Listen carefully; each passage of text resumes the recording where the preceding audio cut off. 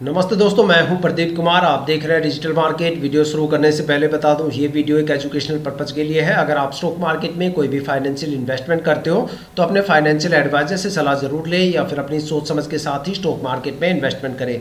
अगर आपको stock market में कोई भी फाइनेंशियल लॉस होता है तो उसके लिए ये वीडियो रिस्पॉन्सिबल नहीं रहेगी। तो चलो दोस्तों, वीडियो शुरू करते हैं। दोस्तों, आज हम बात करने वाले हैं जेके लक्ष्मी सीमेंट स्टॉक के रिटर्न के बारे में। देखा जाए तो ये स्टॉक कंस्ट्रक्शन मटेरियल सेक्टर से बिलोंग करता है।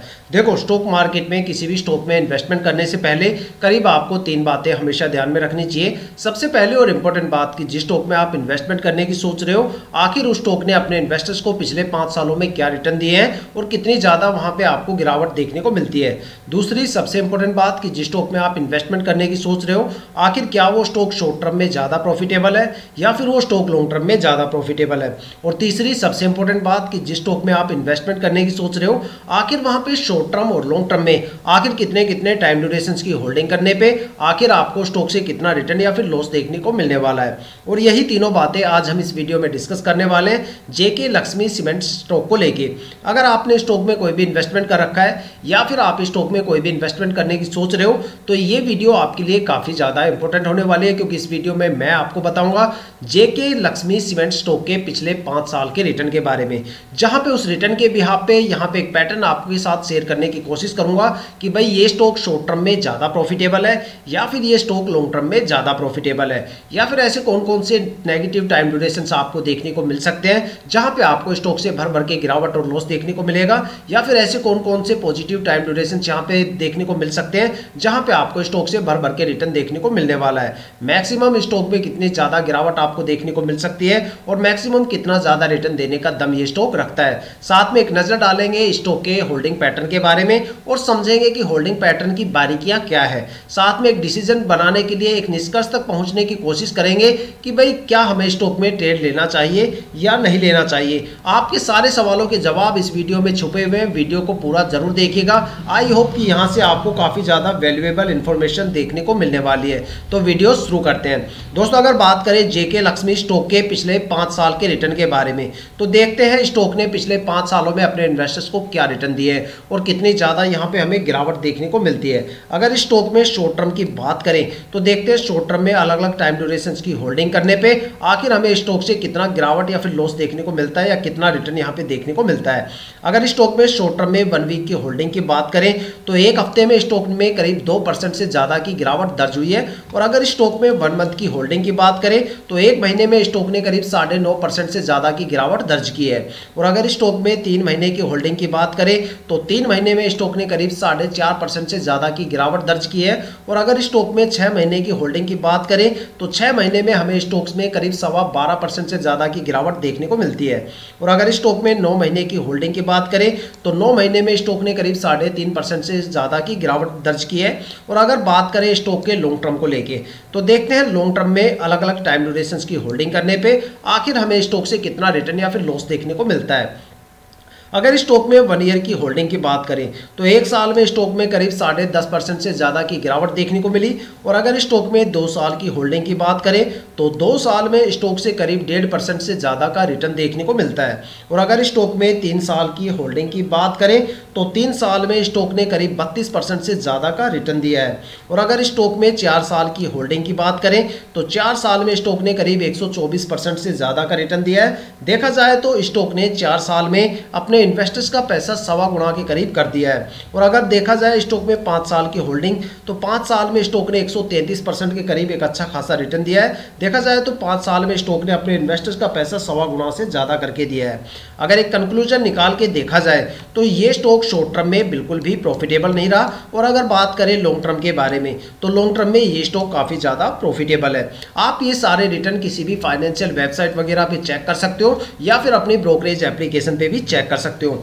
देखा जाए अगर आप ये सोच के यहाँ पे इन्वेस्टमेंट कर रहे हो कि भाई स्टॉक में 2-4 महीने यहाँ पे होल्ड करेंगे और एक अच्छा खासा रिटर्न यहाँ से मार्केट से गेन करके चले जाए, 2-4 महीने होल्ड करके या 4-5 महीने या 6-7 महीने होल्ड करके एक अच्छा खासा रिटर्न यहाँ से लेके एग्जिट कर जाए, तो भाई ऐसी गलती बिल्कुल भी मत करना, क्योंकि स्टॉक के पिछले 5 साल के रिटर्न के बेस पे इतने टाइम ड्यूरेशन के लिए ये स्टॉक बिल्कुल भी प्रॉफिटेबल नहीं है, बल्कि यहाँ पे आपको रिटर्न की बजाय एक अच्छी खासी और मजबूत गिरावट का सामना करना पड़ सकता है।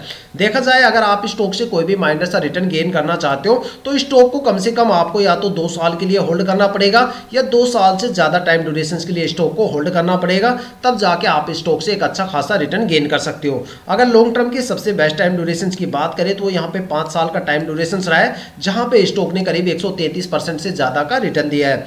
अगर देखा जाए तो 5 साल में स्टॉक ने अपने इन्वेस्टर्स का पैसा 1.25 गुना से ज़्यादा करके दिया है। देखा जाए तो आप स्टॉक में किसी भी टाइम ड्यूरेशन में एंट्री ले सकते हो, लेकिन एग्जिट करते टाइम मैं आपको यही सजेस्ट करूंगा कि स्टॉक से आप जितने लंबे टाइम ड्यूरेशन के बाद एग्जिट करोगे उतना खासा रिटर्न आपको देखने को मिलता है। तो दोस्तों ये थे स्टॉक के पिछले 5 साल के रिटर्न, जहां पे आपको एक अंदाजा मिल गया कि स्टॉक में मैक्सिमम आपको कितनी ज़्यादा गिरावट देखने को मिल सकती है और मैक्सिमम स्टॉक में आपको कितना ज़्यादा स्टॉक ने रिटर्न दिया है, और ऐसा कौन सा टाइम ड्यूरेशन से जहां पे एक अच्छा खासा माइनर सा रिटर्न आपको देखने को मिल सकता है, कितने टाइम ड्यूरेशन की होल्डिंग करें कि जहां से पॉजिटिव मोमेंटम स्टार्ट हो जाता है। तो ये सारे सवालों के जवाब आपको स्टॉक के पिछले 5 साल के रिटर्न से मिल गए, लेकिन क्या आपको स्टॉक में ट्रेड करना चाहिए या ना करना चाहिए, ये सवाल अभी भी अधूरा है।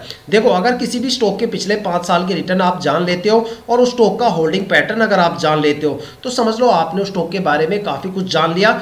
आपने ये सोच लो स्टॉक के कम से कम 60 से लेके 70-80% तक जो डीप फंडामेंटल एनालिसिस है वो कंप्लीट कर डाली, फिर आप एक इजीली डिसीजन ले सकते हो कि क्या भाई हमें स्टॉक में ट्रेड लेना चाहिए या नहीं लेना चाहिए।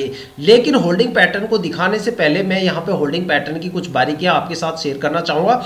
देखो, किसी भी स्टॉक में इन्वेस्टमेंट करने से पहले वहाँ पे प्रमोटर होल्डिंग जो है वो कम से कम 50% या उससे ज़्यादा होनी चाहिए। अगर किसी भी स्टॉक में प्रमोटर होल्डिंग 50% या उससे कम है तो समझ लो भाई प्रमोटर अपनी होल्डिंग को जल्दी से रिलीज करने की कोशिश कर रहे हैं, और वहाँ पे नतीजा ये होगा कि स्टॉक के रिटर्न काफ़ी ज़्यादा गिर जाएंगे और स्ट्रेस लेवल काफ़ी ज़्यादा बढ़ जाता है। लेकिन अगर प्रमोटर की होल्डिंग किसी भी स्टॉक में 70, 80, 90% या इससे ज़्यादा होती है तो स्टॉक या तो मल्टीबैगर बन जाता है या फिर वो स्टॉक लंबे टाइम तक एक अच्छा खासा रिटर्न देता है। देखा जाए तो स्टॉक मार्केट में जो सबसे ज्यादा ट्रस्टवर्दी कैटेगरी होती है उसमें प्रमोटर्स और डीआईआई आते हैं, जो कंपनी के साथ काफी लंबे टाइम तक रुकते हैं और अपनी होल्डिंग को धीरे धीरे करके रिलीज करते हैं। लेकिन तो ऐसी भी कैटेगरी इंडियन स्टॉक मार्केट में होती है जो सबसे ज्यादा पैनिक इन्वेस्टर्स की कैटेगरी में आती है। अगर आप ये सोच रहे हो कि भाई पब्लिक इन्वेस्टर्स सबसे ज्यादा पैनिक है, फिर तो आपको अपनी जो एनालिसिस स्किल है उसको इंप्रूव करने की जरूरत है, क्योंकि जो सबसे ज्यादा पैनिक इन्वेस्टर्स की कैटेगरी में आते हैं वो एफआईआई इन्वेस्टर्स आते हैं। एफआईआई इन्वेस्टर्स का मतलब होता है फॉरेन इन्वेस्टर्स, वो इन्वेस्टर्स जो डोमेस्टिक मार्केट के साथ साथ ग्लोबल मार्केट पे भी नजर रखते हैं और वहां पे इन्वेस्टमेंट करते हैं। जब उनको पता चलता है कि भाई वहां पे गिरावट का सिलसिला शुरू होने वाला है या फिर वहां पे गिरावट का सिलसिला शुरू हो गया तो वो यहाँ पे सबसे पहले बिकवाली करते हुए नजर आते हैं। आपने काफी ज्यादा स्टॉक में देखा होगा कि भाई पिछले साल कई बार एफआईआई की होल्डिंग 0% होती है और वो अचानक बढ़ के 10, 15, 20% के आसपास आ जाती है, फिर अगले साल फिर से वो सारी होल्डिंग खत्म हो जाती है। इसीलिए कहा जाता है कि एफआईआई की होल्डिंग जिस स्टॉक में सबसे ज्यादा रहती है वहां पे आपको या तो फ्लक्चुएशन ज्यादा देखने को मिलेगा या फिर गिरावट के टाइम ज्यादा गिरावट भी आपको देखने को मिलती है। इसलिए किसी भी स्टॉक में यही बोला जाता है कि भाई प्रमोटर की होल्डिंग 50% से जितनी ज्यादा हो और एफआईआई की होल्डिंग कम से कम हो वो स्टॉक में आपको इन्वेस्टमेंट करना चाहिए, वहां पे आपको एक अच्छा खासा रिटर्न मार्केट से गेन हो सकता है। तो दोस्तों अब चेक करते हैं स्टॉक के होल्डिंग पैटर्न के पिटारे से आखिर क्या निकल के आता है। अगर स्टॉक के प्रमोटर की होल्डिंग यहाँ पे चेक की जाए तो यहाँ पे प्रमोटर की होल्डिंग 46.34% है, जो पिछले साल यहाँ पे 46.31% थी। देखा जाए तो यहाँ पे सबसे पहला नेगेटिव पॉइंट तो यही आता है कि प्रमोटर की होल्डिंग 50% से कम है।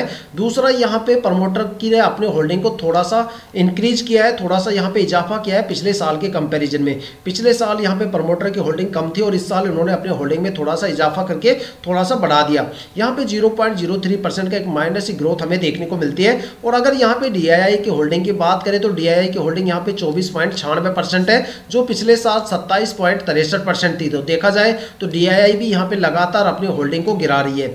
और अगर यहाँ पे एफआईआई की होल्डिंग की बात करें तो यहाँ पे एफआईआई की होल्डिंग 11.53% है, जो पिछले साल 10.53% थी। देखा जाए तो एफआईआई लगातार यहाँ पे अपनी होल्डिंग को बढ़ा रही है। और यहाँ पे अगर पब्लिक इन्वेस्टर्स की होल्डिंग की बात करें तो 13.71% है, जो पिछले साल 12.28% थी। तो देखा जाए तो यहाँ पे जो पब्लिक जो सबसे ज़्यादा पैनिक इन्वेस्टर्स की कैटेगरी है वो लगातार यहाँ पे अपनी होल्डिंग को बढ़ा रही है। एफआईआई भी लगातार अपनी होल्डिंग को बढ़ा रही है, पब्लिक इन्वेस्टर्स भी यहाँ पे लगातार अपनी होल्डिंग को बढ़ा रहे हैं। और अगर जो सबसे ज़्यादा ट्रस्टवर्दी जो कैटेगरी होती है डीआईआई और प्रमोटर, वो लगातार यहाँ पे अपनी होल्डिंग में, यहाँ पे देखा जाए तो डीआईआई लगातार अपनी होल्डिंग को गिरा रही है और प्रमोटर यहाँ पे मेंटेन करने की कोशिश कर रहा है। तो देखा जाए तो स्टॉक के पिछले 5 साल के रिटर्न भी मैंने आपको बता दिए और स्टॉक का जो होल्डिंग पैटर्न है उसकी बारीकियां भी आपको बता दी। यहाँ पे ट्रस्टवर्दी कैटेगरी भी आपके सामने है, पैनिक कैटेगरी भी आपके सामने है और उनके डेटा भी आपके सामने है। अब डिसीजन आपको लेना है कि भाई क्या आपको स्टॉक में इन्वेस्टमेंट करना चाहिए या नहीं करना चाहिए। साथ में हमें कमेंट करके भी जरूर बताइए कि भाई क्या स्टॉक में हमें ट्रेड लेना चाहिए या नहीं लेना चाहिए। तो दोस्तों ये थी अब तक की सबसे लेटेस्ट इन्फॉर्मेशन जेके लक्ष्मी सीमेंट स्टॉक के पिछले 5 साल के रिटर्न और उसके होल्डिंग पैटर्न को लेके। अगर आपके माइंड में कोई भी ऐसा स्टॉक है जिसमें आप इन्वेस्टमेंट करने की सोच रहे हो या फिर आपने उस स्टॉक में इन्वेस्टमेंट कर दिया है और आपको स्टॉक के रिटर्न के बारे में बिल्कुल नहीं पता, तो आप हमें कमेंट करके अपने स्टॉक का नाम बताइए। हम आने वाली वीडियो में आपके स्टॉक को जरूर कवर करेंगे। अगर आप इस वीडियो या चैनल पर नए हो तो चैनल को सब्सक्राइब जरूर कीजिएगा ताकि हम जितने भी डीपली एनालिसिस करके आप लोगों के लिए वीडियो लेके आते हैं उसकी नोटिफिकेशन आप तक सबसे पहले पहुंचे, ताकि आप स्टॉक मार्केट के हर पहलू से रूबरू रहें, अपने आप को अपडेट और अपग्रेड करते रहें। इसी के साथ ये वीडियो समाप्त करते हैं, मिलते हैं नेक्स्ट वीडियो के साथ।